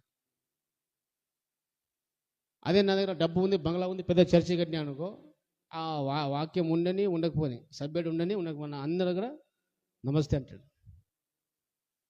జనాలు హృదయంలో వాక్యము, అభిషేకం, మంచితనం చూస్తున్నాడు, డబ్బు చూస్తున్నాడు. వాడు వ్యభిచారం చేసినా పర్లేదు, పాస్టర్లు వాడు ఏం చేసినా మనకు డబ్బులు ఉండాలి, జనాలు ఉండాలి, చర్చి ఉండాలి.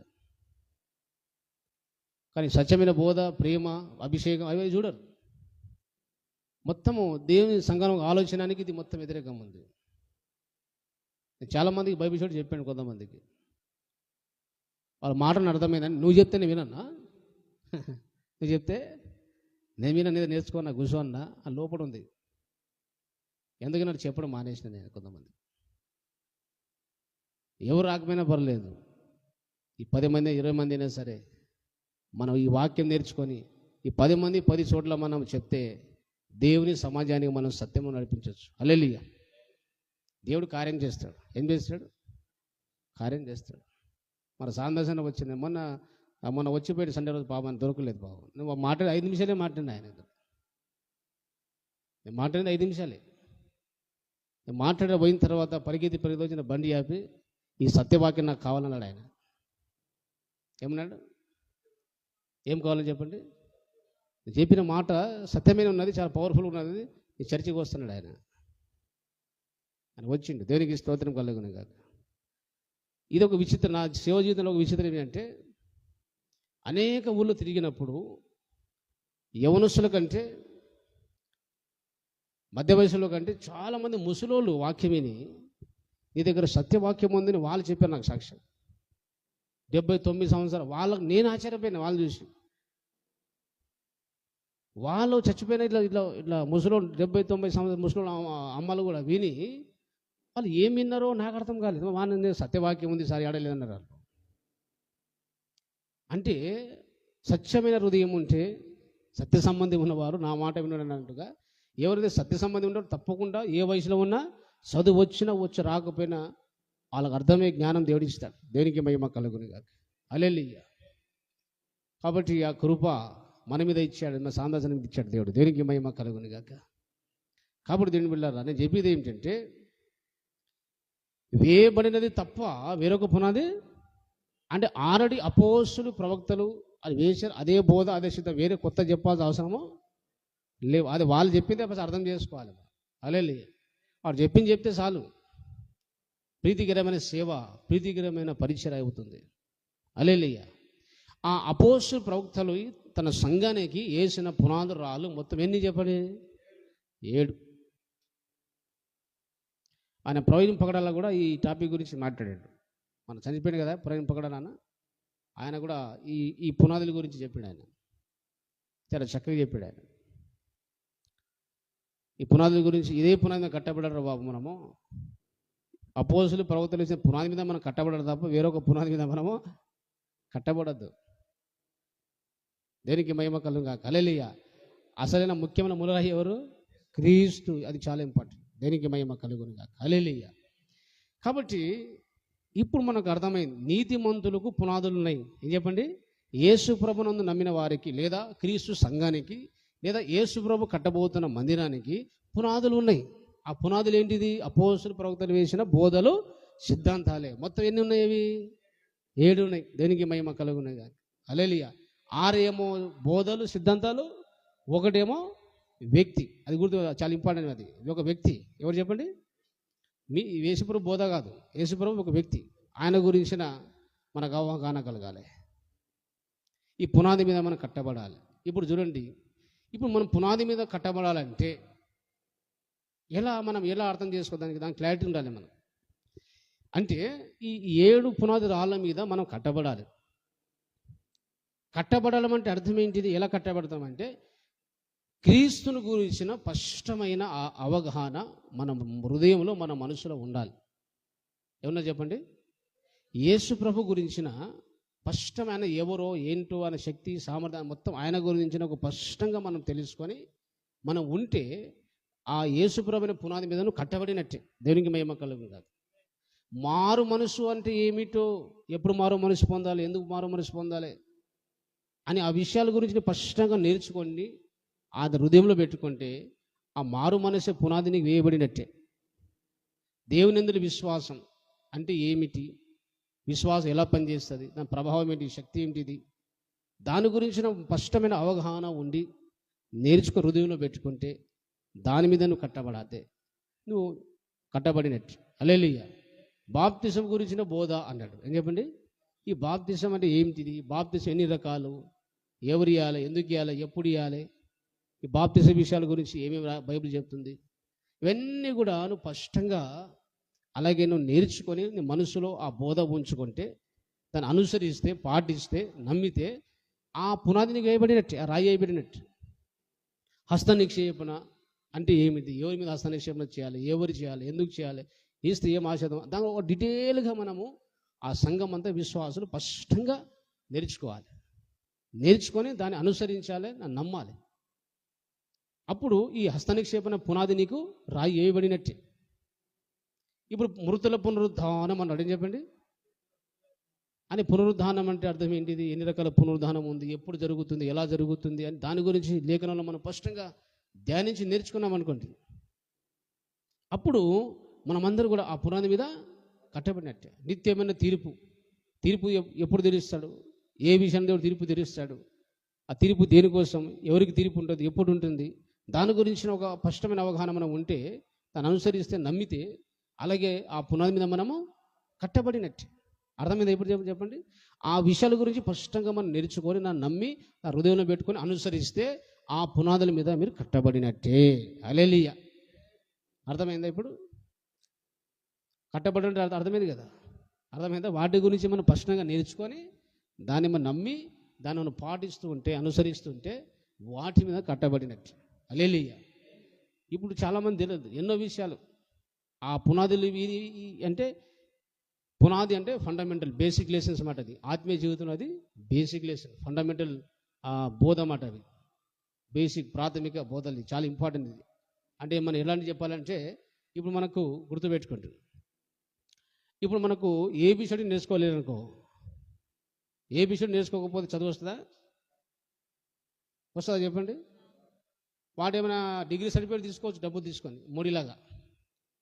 మోడీ డిగ్రీ చదివినా చెప్పి సర్టిఫికేట్ తీసుకున్నాడు. అది అంతా డౌటే. అది వెళ్ళాలి. ఒకసారి స్కూలే అంటాడు, ఒకసారి 7వ తరగతి అంటాడు మోడీ. పాపం లాస్ట్కి డిగ్రీ సర్టిఫికేట్ తీసుకున్నాడు. ఎందుకు తీసుకున్నాడు? డబ్బులు ఇస్తే తీసుకోవచ్చు. ఆ డిగ్రీ సంబంధించిన ఒక సబ్జెక్ట్ రాయమంటే రాస్తాడా? ఎందుకంటే నా సబ్జెక్టే చదవలేడు. వెళ్ళాలి. అర్థమైందా? 10th క్లాస్ సర్టిఫికేట్ డబ్బులు ఇస్తే ఇస్తారు.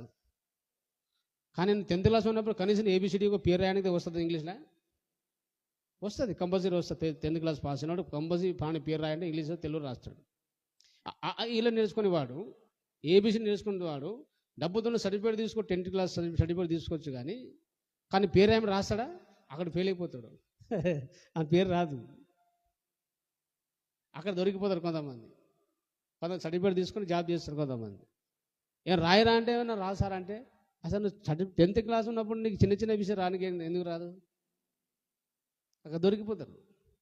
అంటే ఏ విషయంలో మనం నేర్చుకోకుండా మనం పై చదువు ఎప్పుడు కూడా నేర్చుకోలేము. బేసిక్ లెసన్స్ ఇది చాలా ఇంపార్టెంట్. ఇది రాకుండా నీకు మరి గ్రాడ్యుయేట్ మనం చేయలేము. అలాగే మనం పునాది ఇంటి పునాది లేకపోతే ఇల్లు కట్టబడదు. అలాగే ఈ యేసు ప్రభు అపోస్తుల ద్వారా వేసిన ఈ పునాది మీద నువ్వు కట్టబడకపోతే, అలాగే నువ్వు సంపూర్ణుడు కాలేవు, పరిపూర్ణుడు కావలేదు, ఆత్మీయంగా ఉన్నతమైన శిఖరం ఎక్కలేవు, పైకి ఎక్కలేము మనం. ఇది చాలా ఇంపార్టెంట్ అన్నమాట. ఇది ఈ ఏబిసిడి పక్క పెట్టి పునాది వేసి గోడ కట్టవచ్చు. గోడ కడితే ఉంటుందా? స్లాబ్ వేసి ఉంటుంది, అది పడిపోతుంది. అది అలాగే విశ్వాసి కూడా పడిపోతాడు. ఈ పునాది మీద గట్టిగా మనము కట్టబడాలి. దేనికి మహిమ కలుగును గాక. ఈ పునాది మీద గట్టిగా ఎవరు కదిలించడు ఇక. ఎందుకంటే అది దేవుడు వేసిన పునాది. అది హల్లెలూయా. దేవుడు వేసిన పునాది ఎవరు కూడా పడిపోరు. ఇప్పుడు చాలామంది విశ్వాసులందరూ కూడా ఈ అపోస్తులు ప్రవక్తలు వేసిన పునాది మీద కూడా కట్టబడకుండా, నేర్చుకోకుండా ఏమవుతుందంటే కొన్ని శ్రమలు రాగానే, కష్టాలు రాగానే వెళ్ళిపోతారు. యేసు ప్రభువుకు ఉపమానం చెప్పాడు. వరదలు వచ్చాను, వాన వచ్చాను, తుఫాను వచ్చాను, కొట్టుకొని ఉసుక మీద పునాది. ఏం చెప్పండి? ఉసుక మీద, బండ మీద పునాది కడితే అంటే బండ అంటే యేసుప్రభే. యేసుప్రభు మీద పునాది. అలాగే మనం అపోస్తలులు ప్రవక్తలు వేసిన పునాది మీద కట్టబడితే వాన వచ్చినా, వరదలు వచ్చినా గట్టి నిలబడతావు. దేనికి మహిమ కలుగును గాక. హల్లెలూయా, హల్లెలూయా. కాబట్టి ఇప్పుడు చూడండి, ఇప్పుడు ఈ మొత్తము నీతిమంతులకు పునాదులు రాళ్ళు ఎన్ని చెప్పండి ఇప్పుడు. అందుకే చూడండి, అక్కడ పునాదులు బహువచన ఎందుకు చెప్పాడంటే, పునాదులు అన్నాడు. అక్కడ ఏమన్నాడు అంటే 1 కంటే ఎక్కువ ఉన్నాయి, 7 ఉన్నాయి కాబట్టి, 1 కంటే ఎక్కువ ఉన్నాయి కాబట్టి పునాదులు అన్నాడు. లేకపోతే యేసుప్రభువే పునాది ఒకటే సత్యమైతే, అలాగే పునాది ఒకటే ఏకవచనం వాడేటాడు దేవుడు. అందుకే దేవుడు ఎంత చక్కగా వాడాడు చూడండి, పునాదులు అన్నమాట. చెప్పండి. చూడండి, ఇప్పుడు నీతిమంతులకు 7 పునాదులు ఉన్నాయి. అవి ఏంటి? అపోస్తలులు ప్రవక్తలు వేసిన బోధలు, సిద్ధాంతాలు. ఓకే, ఈ అర్థమైంది. దీనికి స్తోత్రం కొనుక్కో. హల్లెలూయా. అయితే ఈ నీతిమంతులకు ఏమన్నా పునాదులు పాడైపోతాయి అన్నాడు. ఏమన్నాడండి? పునాదులు అంటే ఈ ఈ ఈ అపోస్తల ప్రవక్తలు వేసిన పునాదులు పాడైపోతే నీతిమంతులు ఏం చేయగలడు? అది ప్రశ్న. ఏం చేయగలడు చెప్పండి? ఆ మూలవాక్యంలోకి రండి ఒకసారి మీరు. మూలవాక్యం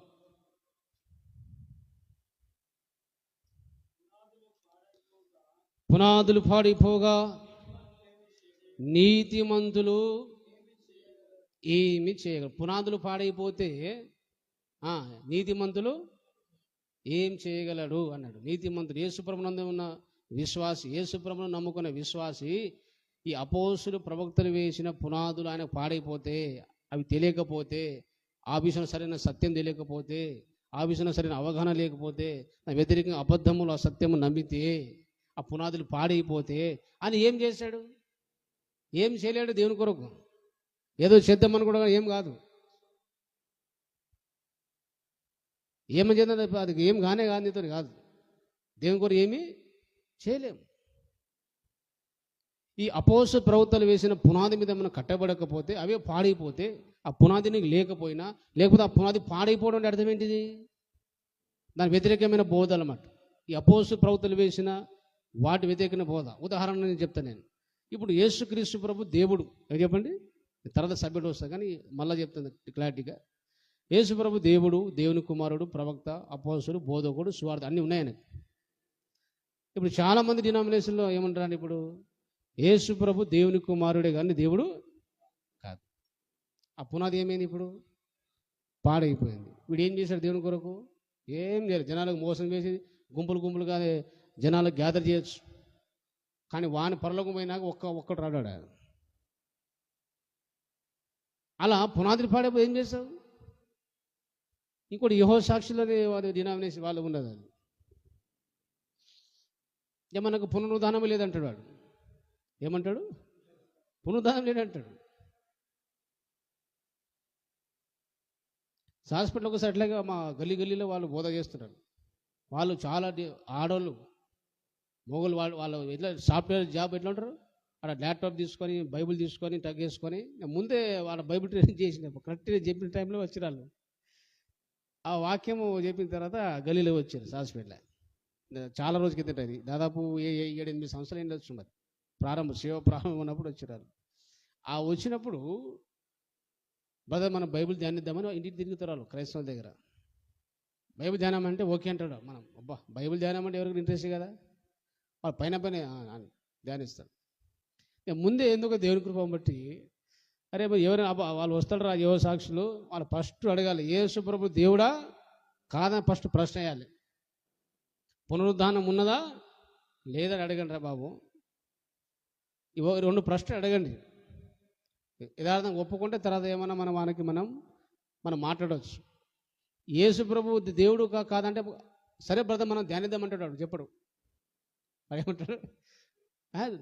బాకీలో చూద్దాం బ్రదర్, ధ్యానిద్దాం బ్రదర్ అంటారు. అరే అట్లా అవన్నీ పక్క పెట్టి యేసు ప్రభు దేవుడు నమ్ముతున్నావు లేదా, యేసు ప్రభు దేవునితో సమానుడే కాదు అది చెప్పు ఫస్ట్ అంటే వాడు చెప్పడు. మనం బైబిల్ ధ్యానిద్దాం బ్రదర్, పరిశోధిద్దాం బ్రదర్ అంటాడు. అట్లా నేను చెప్పిన టైంలోనే వాళ్ళు సేమ్ అదే వారంలో వచ్చారు. మొదలు అదే ప్రశ్న అడిగితే విచిత్రం ఏమంటే యేసు ప్రభు దేవుడా కాదా చెప్పు ఫస్ట్ అన్నాడు. ఏమన్నాడు? మన వాక్యం ధ్యానిద్దాం బ్రదర్ అన్నాడు. అప్పుడే మరో నాకు ఫోన్ చేసి అన్న ఇట్లా వచ్చారంటే వాడు యువ శాస్త్రుడు వాళ్ళు అక్కడ కూర్చోబెట్టి వచ్చినని చెప్పినాడు. ఆ గలిలో వచ్చినప్పుడు అక్కడ ఈ పీడి సుందరరావు శిష్యుడు వాళ్ళతో మాట్లాడదు. వీడు ఒక విచిత్రమైన మనుషులు, వీడు ఒక దమాకు లేని మనుషులు. నేను ఒకటి చెప్తే వాళ్ళు ఇంకోటి చెప్తున్నారు. వాళ్ళు దొరికిపోతున్నారు. వాళ్ళు విశ్రాంతి దినం వాళ్ళు శనివారం ఆరాధన లేకుండా నరకం పోతుంటాడు. వాళ్ళ బోధలు చాలా రాంగ్, మొత్తం 100 రాంగ్ ఉంది. యువ సాక్షులు కొన్ని వేల మంది నాశనం చేసి పడేసారు. వేలు కాదు లక్షల మంది నాశనం చేసి పడేసారు. మంచి విశ్వాసులు కూడా బైబిల్ చదివిన వారు, సరైన అవగాహన లేని వారు, పైన ప్రదేశం వాళ్ళకు ఒక వచనం చూపెడితే కన్విన్స్ అయిపోతాను. మన సరైన తర్కము సరైన వాక్య అవగాహన లేదనుకోండి, మనకు మన ప్రశ్న వేయలేమనుకో, వాడు ఏం చేస్తాడు? మోసం వేసేవాడు మొత్తం అక్కడ దిప్పిస్తున్నాడు. వేల మంది నాశనం వేసి పడేసారు. ఒక ఉన్నాడు సేవకుడు పాపం, ఆయన సంఘం మొత్తమే తీసుకోపోయారు. 10 మంది తీసుకుపోయి వాళ్ళు ఈయన ఉల్టా మాట్లాడితే నాకు అర్థమవుతారు. నాకన్నా చెప్పొచ్చు కదా అన్న, నేను మాట్లాడతా కూర్చోబెట్టు అని వాళ్ళకు. ఏమో పడతాను వాళ్ళు నాకు వంద యోసాక్షరి అంట యేసుప్రభు దేవుడు గారు అంటారు, అట్లా అంటారు. నాకు అలా కనిపించేసి మొత్తం ఉల్టా ఉల్టా మాట్లాడుతున్నాడు అని చెప్పేసి మొత్తం సంఘమే పోయిందండి. మొత్తం ఖాళీగా ఉన్నాడు పాస్టర్ పాపం.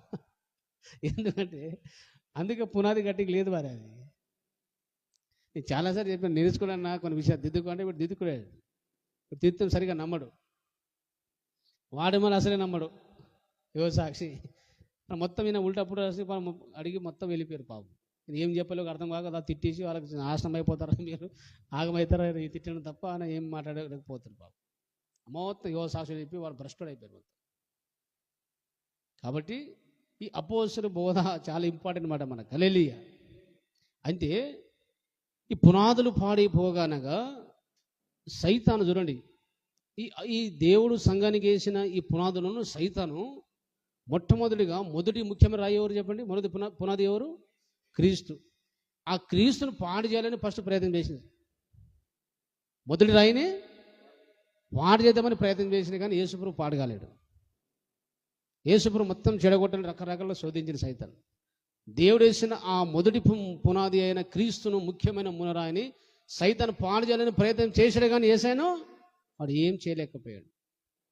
లాస్ట్ నెక్స్ట్ ఏమంటే మిగతా పునాదులు ఉన్నాయి కదా బోధలు, ఎక్కడ నెక్స్ట్ ఏమున్నది ఇప్పుడు? అపోస్తలుల ప్రవక్తలు వేసిన ఆ బోధలు ఉన్నాయి కదా, దానికి పాడు చేయొచ్చు. యేసుప్రభువును పాడు చేయలేకపోయాడు. యేసుప్రభువు పాడైపోతే మన రక్షణ లేదు, ఇప్పుడు నిత్యజీవం లేదు మనకు. కాబట్టి ఇప్పుడు ఎవరు పాడు చేసిండో లాస్ట్కు? అపోస్తలుల ప్రవక్తలు వేసిన బోధలను పాడు చేయగలిగాడు, పాడు చేసేసినాడు. క్రీస్తు సంఘానికి ఉన్న అపోస్తలుల ప్రవక్తలు వేసిన ఆ బోధలను, ఆ సిద్ధాంతాలను ఏం చేసిన ఆయన మొత్తం పాడు చేసి, బోధలను పాడు చేసే అవకాశము ఉంది సైతానికి, ఈజీగా ఉంది. దాన్ని పాడు చేసేసిన సంఘంలో ఉన్న ఆ బోధలు అంతా కూడా, ఆ పునాదిని మొత్తం కూడా పాడు చేశాడు ఆయన. దాని వ్యతిరేకంగా అపోస్తలులు చెప్పిన దానికి వ్యతిరేకంగా రకరకాల బోధల చేత సంఘంలో ప్రవేశింపచేసి ఆ పునాదులందరూ కూడా పాడు చేసేసాడు ఆయన. దేనికి మహిమ కలుగుగా. హల్లెలూయా. అక్కడ అంటున్నాడు, ఈ అపోస్తలుల ప్రవక్తలు వేసిన పునాది పాడైపోతే, అంటే దాని వ్యతిరేకమైన అబద్ధ బోధ, అసత్య బోధలు వాళ్ళు చెప్పిన దాని వ్యతిరేకంగా నమ్మితే, పాటిస్తే, అనుసరిస్తే అది పాడైపోయినట్టే. అలా పాడైపోతే నీతిమంతుడు ఏం చేస్తాడు? దేవుడు ఏం చేయలేము, కానీ ఏమి చేసిందని ప్రయోజనము లేదు, అది నిలవదు. అది ఏం చెప్పండి, అది నిలవదంట. అది ఒకసారి చూడండి, అపోస్తలుల ప్రవక్తలు వేసిన పునాది మీద కట్టిన అది పరలోకం పోయిన తర్వాత దేవుని ఎదుట అది నిలవాలి. దేవుడు పరీక్షిస్తాడు. తీర్పు దినమని పరీక్షించినప్పుడు ఆ పరిచర్య, ఆ బోధ అలాగే పరలోకంలో నిలవాలి. దేవుడు అగ్నిలో పరీక్షిస్తాడు. మొదటి కొరింథీయులకు రాసిన పత్రిక, ఈ మాటలు చెప్పి మనం ముగించుకుందాం. దయచేసి మీరు చూడండి, మొదటి కొరింథీయులకు రాసిన పత్రిక 3వ అధ్యాయము 12వ వచనం చూడండి. దానికంటే ముందుగా 10వ వచనం చూడండి. దేవుడు నాకు అనుగ్రహించిన కృప చొప్పున నేను నైర్పరి అయిన శిల్పకారుని వలె పునాది వేసి తిని, మరి ఒకడు దాని మీద కట్టుచున్నాడు. ప్రతివాడు దాని మీద ఎలా కట్టుచున్నాడో జాగ్రత్తగా. అర్థమైందా? ఇప్పుడు అపోస్తలుడు పౌలు ఒక పునాది వేసాడు, అపోస్తలుల ద్వారా ఒక పునాది వేసాడు. దాని మీద ఎలా కట్టుతున్నా జాగ్రత్త తీసుకోవాలి. 12వ వచనం చూడండి. ఎవడైనా ఈ పునాది మీద బంగారము, వెండి, వెలగల రాళ్ళు, కర్ర, గడ్డి, కొయ్యకాలు మొదలైన వాటితో కట్టిన యెడల వాని పని కనబడును. ఆ దినము అంటే రెండో రాకడ దినము, తీర్పు దినం అన్నమాట, దానిని తేటపరచును, అది అగ్ని చేత బయలుపరచబడును. మరి వాని పని ఎట్టిదో దానిని అగ్నియే పరీక్షించును. రెండో రాకడ వచ్చినప్పుడు తీర్పు దినం ఒకటి, నిత్యమైన తీర్పు ఒక సభ్యుడు ఉంది, అందులో వస్తుంది. ఇది అక్కడ దేవుడు మన బోధను, మన పరిచర్యను అలాగే దేవుడు పరీక్షిస్తాడు. ఆ దినమున అంటే కొంతమంది బంగారం కానీ, వెండి కానీ, వెలగల రాళ్ళు అవి అగ్నిలో కరిగిస్తే అవి కాలిపోవు. అర్థమైంది చెప్పింది. అగ్ని ద్వారా పరీక్షిస్తాడు. కానీ గడ్డి కోయగారు కాలిపోతాయి. అంటే కొన్ని దేవుని దగ్గర కాలిపోయే సేవ, కొంతమంది దేవుని దగ్గర నిలిచే సేవ. అపోస్తులు ప్రవక్తలు వేసిన ఆ బోధల మీద, సిద్ధాంతాల మీద నీ పరిచయాన్ని సంఘం కట్టబడినప్పుడు ఆ బోధ, ఆ సంఘము దేవుడు పరీక్షించినప్పుడు నిలుస్తుంది. అది దానికి ప్రతిఫలం ఉంటుంది, జీతం ఉంటుంది. జనాలు వస్తే సంఘం, దేవుడు ఎక్కువ జనాలు వస్తే దాన్ని బట్టి ఎక్కువగా బహుమానం ఉండదు. అది ఎంత మనము కట్టబడుతామో దాన్ని బట్టి ఉంటుంది. ఏం చెప్పండి, ఒక దైవ సేవకుడుకు దేవుడు బహుమానమైన జీతం ఇవ్వాలంటే ఒక విశ్వాసిని ఎంతవరకు కడతారో, ఎంతవరకు కట్టబడతారో, విశ్వాసులకైనా సేవకులు ఎంత మనం అపోస్తలులు ప్రవక్తలు వేసిన వాక్యం ద్వారా కట్టబడతామో దానిని బట్టే మన ప్రతిఫలం ఉంటుంది. హల్లెలూయా.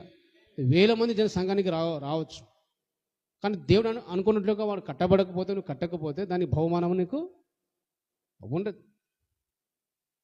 కాబట్టి జనాన్ని బట్టి గుంపును బట్టి దేవుడు బహుమానం వేడు. అందుకే నాకు దేవుడు ప్రత్యక్షపరిచినట్లుగా నేను ఎప్పుడు తీర్మానం చేసుకున్నాను.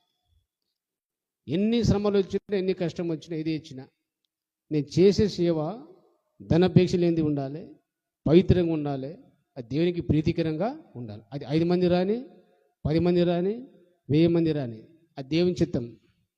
కానీ నా స్టాండర్డ్ అదే. హల్లెలూయా.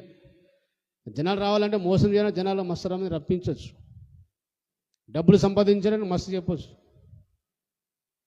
ఎంతమంది ప్రార్థన పిలుస్తారా, మా ఇంట్లో సైతం ఉన్నది, మంత్రాలు చేసిర్రు, తీసి పడేస్తాను అంటే 10,000 ఏమంటే పడేస్తాడు.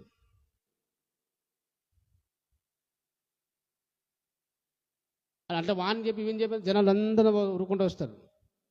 కానీ వానికి లాభం లేదు, నాకు లాభం లేదు లాస్ట్కి వచ్చి. హల్లెలూయా. అది దేవునికి ప్రజ కాదు. ఆ వ్యక్తి కట్టబడాలి. కాబట్టి దేవుడు ఈ బంగారం కానీ, వెండి కానీ, వెలగల రాళ్ళు అవి అగ్నిలో వేస్తే అది కరిగి బురద కాదు, మళ్ళా స్వచ్ఛంగా ఉంటుంది, నిలుస్తాయి. కానీ వేరగల కర్ర, కొయ్యకాలు, గడ్డి ఇవన్నీ మన అగ్నిలో కాలేసే ఉంటుంది, అది కాలిపోతుంది. అది అంటే దేవుని దగ్గర కాలిపోయే సేవ కొంతమంది చేస్తున్నారు, కొంతమంది ఏమో దేవుని దగ్గర నిలిచే సేవ చేస్తున్నారు. హల్లెలూయా. కాబట్టి మనము ఈ గడ్డి లాంటి సేవలో ఉన్నామా, బంగారం లాంటి సేవలో ఉన్నామా? విశ్వాసులు నిర్ణయించుకోవాలి, తెలుసుకోవాలి, పరీక్షించుకోవాలి. దేనికి మహిమ కలుగును గాక. హల్లెలూయా.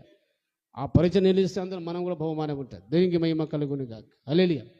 ఇప్పుడు చూడండి, ముగిస్తున్నా. ఇది ఇప్పుడు పునాదులు పాడైపోతే, అంటే అపోస్తలులు ప్రవక్తలు వేసిన ఆ సిద్ధాంతాల మీద, ఆ 7 రాళ్ళ మీద మనం కట్టబడకపోతే నీతిమంతుడు దేవుని కొరకు ఏమీ చేయలేడు. ఏది చేద్దామనుకున్నా అది కాదు, అది నిలవద్దు, అది ఫలించదు. మీరందరూ కూడా, ప్రతి విశ్వాసి ఈ పునాది మీద మనం ఏం చేయాలి? కట్టబడాలి. అపోస్తలులు ప్రవక్తలు వేసిన ఈ 7 రాళ్ళ మీద, ఈ సిద్ధాంతం మీద, ఈ బోధల మీద మనం స్పష్టమైన అవగాహన ఉండాలి, కట్టబడాలి. హల్లెలూయా. అప్పుడు మనము దేవుని కొరకు ఏమన్నా చేయగలుగుతాం. హల్లెలూయా. దేవుని కొరకు ఏదైనా మనం చేయగలుగుతాం. దేనికి మహిమ కలుగును గాక. హల్లెలూయా. అవి పునాది మనము, అలాగే మనం వ్యతిరేకంగా అబద్ధ బోధల, అబద్ధ సిద్ధాంతము మనం వింటే మనము దేవుని కొరకు ఏమీ చేయలేం. అందుకే పునాదులు పాడైపోతే నీతిమంతుడు ఏం చేయగలడు? ఏం చేయలేడు. ఇల్లు పునాదులు పాడైపోయింది అనుకో, ఇల్లు కూలిపోతుంది, విశ్వాసి కూలిపోతాడు. ఈ విషయాన్ని నేర్చుకోవాలి. రెండో విషయం ఏంటంటే, అక్కడ ఒక మాట చదవండి, నేను ముగిస్తాను. ఈ మాట జ్ఞాపకం చేసుకొని మనం ముగించుకుందాం. హెబ్రీయులకు రాసిన పత్రిక ఇంతకుముందు మనం చదివినాము. ఈ పునాదులు పాడైపోతే, అంటే అపోస్తలులు ప్రవక్తలు వేసిన ఈ బోధ మీద, సిద్ధాంతం మీద కట్టబడకుండా, అలాగే మనము కట్టబడకపోతే, దాని వ్యతిరేకమైన అబద్ధ బోధ, అబద్ధ సిద్ధాంతం మీద నమ్మితే, మనం పునాదులు పాడైనట్టే. ఆ పునాది మీద పాడైపోతే నువ్వు దేవుని గురించి ఏం చేయలేవు, ఫలించలేవు, సంపూర్ణుడు కాలేవు. అలాగే హెబ్రీయులకు రాసిన పత్రిక 6వ అధ్యాయము 2వ వచనం చివరి భాగంలోకి మాట్లాడినాడు. 2వ వచనం, 6వ అధ్యాయము 2వ వచనంలో చివరి, అన్ను పునాది మరల వేయక క్రీస్తును గురించిన మూలోపదేశము మాని, అంటే ఈ పునాది పాటలు మాని నేర్చుకొని సంపూర్ణ మగుటకు సాగిపోదు. అంటే ఒక విశ్వాసి యేసుప్రభు పోలికలు రావాలంటే ఈ 7 పునాదుల మీద కట్టబడాలి. దేవునికి మహిమ కలుగును గాక. హల్లెలూయా. ఈ 7 పునాది మీద మీరు కట్టబడకపోతే, వాటి గురించి స్పష్టమైన అవగాహన లేకపోతే, నువ్వు సంపూర్ణుడు, క్రీస్తు స్వరూపంలోకి ఎప్పటికీ రావు. అంత ఇంపార్టెంట్ మాట ఇది. అర్థమైంది ఇప్పుడు. ఈ పునాదులు నేర్చుకోకపోతే, ఈ బోధ నేర్చుకోకపోతే, ఈ 7 పునాది రాళ్ళ గురించి స్పష్టమైన నేర్చుకోకపోతే మనము సంపూర్ణము కాలే, పరిపూర్ణము కాలే, క్రీస్తులాగా మనము మారలేము, ఆయన పోలికలము రాలేము. కాబట్టి ఇది చాలా ఇంపార్టెంట్. ఇది ఏం చెప్పండి, చాలా ఇంపార్టెంట్ ఇది. కాబట్టి ఆ 7 పునాదాల గురించి ఒక్కొక్క దాని గురించి మనం వచ్చే వారం నుంచి ధ్యానించుకుందాం. కాబట్టి ఆ పునాది మీద మనము సరైన అవగాహన లేకపోయి కట్టబడకపోతే దేని కొరకు ఏమీ చేయలేవు, అలాగేనో పరిపూర్ణుడు సంపూర్ణుడివి కాలేవు. కాబట్టి దాని గురించి స్పష్టంగా నేర్చుకొని వాటి మీద కట్టబడితే, అది నేర్చుకొని అనుసరిస్తే నువ్వు పరిపూర్ణుడు అవుతావు, సంపూర్ణుడు అవుతావు, దేవుని కొరకు ఏమైనా చేయగలుగుతావు. హల్లెలూయా. నువ్వు ఎక్కడ పోయినా నిలవగలుగుతావు, గట్టిగా నిలబడగలుగుతావు, గట్టిగా బోధించగలుగుతావు. హల్లెలూయా. కాబట్టి వచ్చే వారం నుంచి మనం ధ్యానించుకుందాం. హల్లెలూయా. వచ్చే వారం నుంచి ఏం చేద్దాము, ధ్యానించుకుందాం, ప్రార్థన చేసుకుందాం, కళ్ళు మూసుకుందాం. దేవానికి స్తోత్రం. విన్న మాటను బట్టి మనసులో ఒక మాట తీర్మానం చేసుకొని జ్ఞాపకం చేసుకొని